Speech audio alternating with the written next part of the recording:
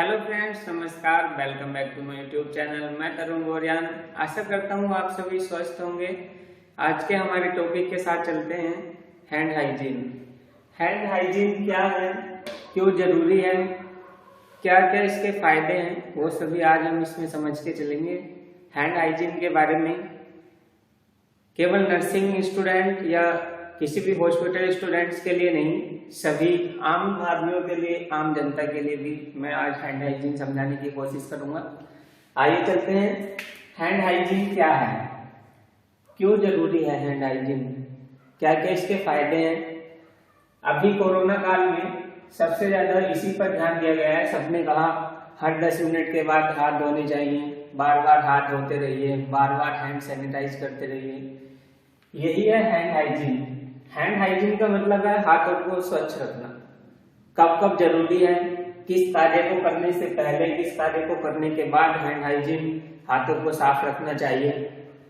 आज के युग में, तब जब कोरोना चल रहा है, तो सभी कहते हैं कि हर समय हाथों को स्वस्थ रखना चाहिए, स्वच्छ रखना चाहिए। क्यों? आप किसी भी कार्य को करने के बाद हाथ मुंह पे ले जाएं, नाक पे ले जाएं, तो क्या होगा, आपको डिजीज हो सकती है। डिजीज से बचने के लिए सबसे ज्यादा जरूरी है कि आप हाथों को स्वच्छ रखें। 5 मूवमेंट्स फॉर हैंड हाइजीन ये हॉस्पिटल के लिए बताए गए हैं।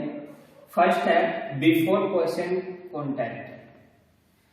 पेशेंट के कॉन्टैक्ट में आने से पहले हाथ धोने बहुत जरूरी है। क्यों?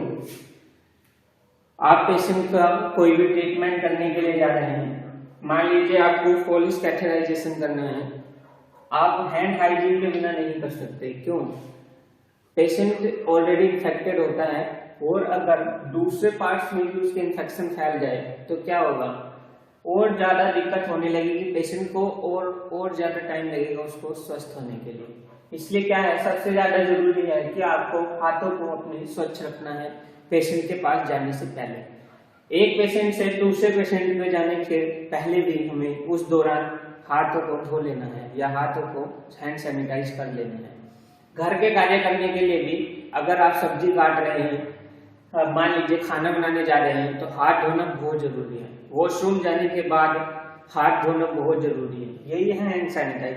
हैंड सैनिटाइज में 3 पार्ट होते हैं। फर्स्ट इज हैंड रब, सेकेंड आता है हैंड वॉश, और हॉस्पिटल में, ओटी में या ऑपरेशन थिएटर में किसी भी सर्जिकल प्रोसेस को करने से पहले आता है surgical hand wash. Surgical hand wash के बारे में बहुत लंबी डिटेल है, उसका टाइमिंग भी अलग होता है।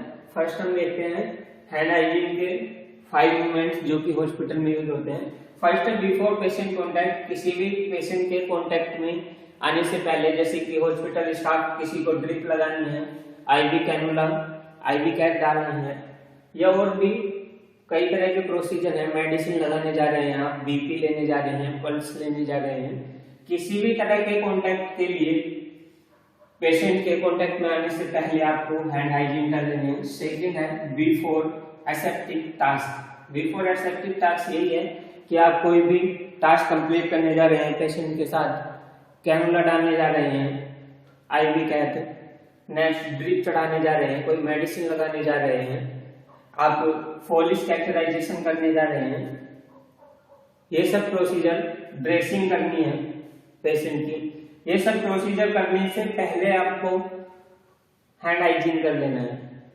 हैंड रब कर लेना है, हैंड वॉश कर लेना है। ये बहुत जरूरी है। हैंड रब इसीलिए जरूरी है कि micro organism, hand wash, hand रब इसलिए जरूरी है, आपको माइक्रो ऑर्गेनिज्म को खत्म करना है, किल करना है माइक्रो ऑर्गेनिज्म को पेशेंट के कांटेक्ट में आने से पहले। क्योंकि पेशेंट ऑलरेडी इन्फेक्टेड है या बीमार है, आप उसको, उसकी इम्यूनिटी ऑलरेडी कमजोर है, आप उसको अदर डिजीज से भी बचाएंगे हैंड हाइजीन करके। नेक्स्ट है after body fluid exposure risk. ये है पेशेंट के कांटेक्ट में आने के बाद, यानी कि पेशेंट के कांटेक्ट में आने के बाद, यानी कि उसके बॉडी फ्लूइड में क्या क्या आता है, बॉडी फ्लूइड में हमारा यूरिन आ सकता है, पसीना पेशेंट का, या आप ड्रिप लगा रहे हैं, ब्लड पेशेंट का, ये सब बॉडी फ्लूइड में आते हैं। आप पेशेंट के यूरिन के संपर्क में आए, मान लीजिए आप यूरिन बैग खाली कर रहे हैं तो उसके कांटेक्ट में आ सकते हैं। तो इसके आने के बाद भी हमें हाथ धोने हैं। और अगर आपने ग्लव्स भी पहन रखे हैं, मान लीजिए आप ऐसा तो है नहीं कि बिना ग्लव्स के काम करेंगे पेशेंट के साथ, ग्लव्स पहन के ही करेंगे, तो क्या है ग्लव्स उतारने के बाद भी आपको हैंड सैनिटाइज या हैंड वॉश कर लेना है। ये नहीं है कि आपने ग्लव्स पहन रखे थे, आए ग्लव्स उतार के फेंके, हो गया, नहीं, उसके बाद भी आपको हैंड वॉश हैंड सैनिटाइज कर लेना है। नेक्स्ट है आफ्टर पेशेंट कॉन्टैक्ट। पेशेंट के कॉन्टैक्ट में आने के बाद, पेशेंट के कॉन्टैक्ट यानी कि पेशेंट की आपको चादर चेंज करनी है, बेडशीट चेंज करनी है, कपड़े चेंज कराने हैं पेशेंट के, या पेशेंट के बाल बनाने हैं, यानी कि पेशेंट को किसी भी तरह बीपी पल्स लेना है। उसके बाद क्या हुआ, आप पेशेंट कॉन्टैक्ट में तो आए ना, आप निकल के भी जा रहे हैं, पेशेंट टच हो गया, क्या है पेशेंट के टच होने के बाद मेनली आपको ध्यान रखना है कि आप पेशेंट के कांटेक्ट में आए तो उसके बाद भी आपको हैंड सैनिटाइज करना कंपलसरी है। क्या होगा, आप अपने को तो बीमार करेंगे, लेकिन क्या पेशेंट, एक पेशेंट से दूसरे पेशेंट में जा रहे हैं तो क्या आप उसको भी बीमार करेंगे। एक पेशेंट को कुछ परेशानी है, दूसरे को दूसरी है। मान लीजिए एक पेशेंट को आप, मान लीजिए निमोनिया है, सेकंड पेशेंट को टाइफाइड है, आप दोनों को क्या कर देंगे, अब उसको ऑलरेडी निमोनिया है, आपने टाइफाइड भी कर दिया। तो इस चीज का ध्यान रखना कि आपको पेशेंट के, एक पेशेंट से दूसरे पेशेंट में कांटेक्ट के बीच में भी हैंड सैनिटाइज करना जरूरी है। नेक्स्ट है after contact with patient surroundings. यही है पेशेंट के चारों ओर कहीं भी टच होने पर, बेड से टच हो गए पेशेंट के, पेशेंट की बेड सीट से, पेशेंट के जो मॉनिटर लग रहा है आप उससे, यानी कि आप पेशेंट के चारों तरफ जो उसके इक्विपमेंट लग रहे हैं उसको भी छूने के बाद आपको हैंड सैनिटाइज करना कंपलसरी है। आपके जितने भी इक्विपमेंट है वे पेशेंट से टच हो रहे हैं तो क्या है, इक्विपमेंट भी पेशेंट की बीमारी से इन्फेक्टेड हो सकते हैं, पेशेंट की डिजीज से इन्फेक्टेड हो सकते हैं। तो आपको ये ध्यान रखना है कि ये सब भी सराउंडिंग पेशेंट के चारों ओर लगे इक्विपमेंट से टच होने के बाद भी आपको हैंड सैनिटाइज, हैंड हाइजीन करना कंपलसरी है। Next hand rub. Hand hygiene में हैंड रब देखेंगे। हैंड रब यानी कि किसी भी sanitizer 60 to 70% alcohol based sanitizer से हम हैंड रब करते हैं, जिसका ड्यूरेशन होता है 20 से 30 सेकंड, यानी कि 20 to 30 सेकंड में हैंड रब कंप्लीट होना चाहिए। ये नहीं कि आपने हैंड यानी कि हैंड सैनिटाइज किया, ये क्या हो गया हैंड रब, ये नहीं है। हैंड रब को 20 to 30 सेकंड में कंप्लीट होना चाहिए। अब स्टेप्स की बात करते हैं कि हैंड रब करने के लिए क्या क्या स्टेप्स होने चाहिए। अकॉर्डिंग टू WHO जो स्टेप्स हैं, आपने ये किया, ये हैंड रब नहीं हो गया। हैंड रब करने के अपने स्टेप्स हैं। फर्स्ट स्टेप्स में हमारा सबसे पहले आपको अप्लाई हैंड सैनिटाइजर, यानी कि हैंड सैनिटाइजर को अपने हाथ पे लेना है अप्लाई करने के लिए, यानी कि अच्छे से भिगो लेना है हाथ को हैंड सैनिटाइजर लेके।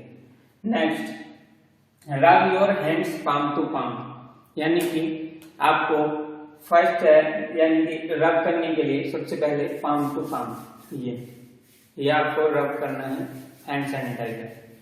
सेकेंड रब right palm over left dorsum with interlaced fingers and vice वर्सा, यानी कि आपको राइट हथेली मतलब राइट हैंड की हथेली को लेफ्ट हैंड के डोर्सम पर ये और विद इंटरलेस्ड फिंगर इस तरह से रब करना है, और दूसरे हाथ को सेम तरीके से रब करना है। ये है हमारा right palm over left palm dorsum, यानी कि राइट पाम को लेफ्ट डोर्सम पर रब करना है। इसी तरह से दूसरे को भी करना है, लेफ्ट पाम को राइट डोर्सम पर। Next palm to palm with fingers interlaced, यानी कि हथेली से हथेली और विद इंटरलेस्ड फिंगर ये है इंटरलेस्ड फिंगर आपस में। Next back of fingers to opposing palms with fingers interlock, यानी कि फिंगर्स को आपस में यानी हथेली को आपस में सामने रखना है और फिंगर्स को इस तरह से मोड़ना है और ये आपस में इंटरलॉक करना है और इस तरह से ये, यानी कि हथेली के इसको इस तरह से लॉक किया, इस तरह से आपस में फंसाया ये और इस तरह से आपस में क्लीन करना है ये। Next, rotational rubbing of left thumb closed with rotational rubbing of left thumb closed with right palm and vice versa। Left अंगूठे को राइट से रब करना है, ये हमारा लेफ्ट थंब और राइट क्लव से रबिंग करना है। इसी तरह से दूसरे को करना है, यानी कि राइट थंब को लेफ्ट क्लव से रबिंग करना है। नेक्स्ट है rotational rubbing backward and forward with clasped fingers of right hand in left palm and vice versa. अब आपको राइट हैंड की सभी उंगलियों को और लेफ्ट पाम पर इस तरह रखना है, ये लेकर इस तरह, और एक बार बैकवर्ड रोटेशनल रबिंग करनी है, एक बार फॉरवर्ड रोटेशनल रबिंग करनी है इस तरह से। इसी तरह दूसरे हाथ को करना है, ये बैकवर्ड एंड फॉरवर्ड। नेक्स्ट, आपको हाथों को सूख जाने देना है। अगर हैंड सैनिटाइजर हैंड रब कर रहे हैं तो आपको हाथों को इसी तरह सूखने देना है, उसके बाद आपका हैंड रब कंप्लीट हो गया। समझ आ गया होगा कि हाथों को इसी तरह सूख जाने देना है और उसके बाद आपका हैंड रब कंप्लीट हो गया। अब आप कोई भी प्रोसीजर कर सकते हैं। वीडियो अच्छी लगी हो तो लाइक करें, शेयर करें, कमेंट जरूर करें। मेरी वीडियो कैसी लगी कमेंट सेक्शन में बताएं। मिलते हैं नई वीडियो के साथ, तब तक के लिए नमस्कार।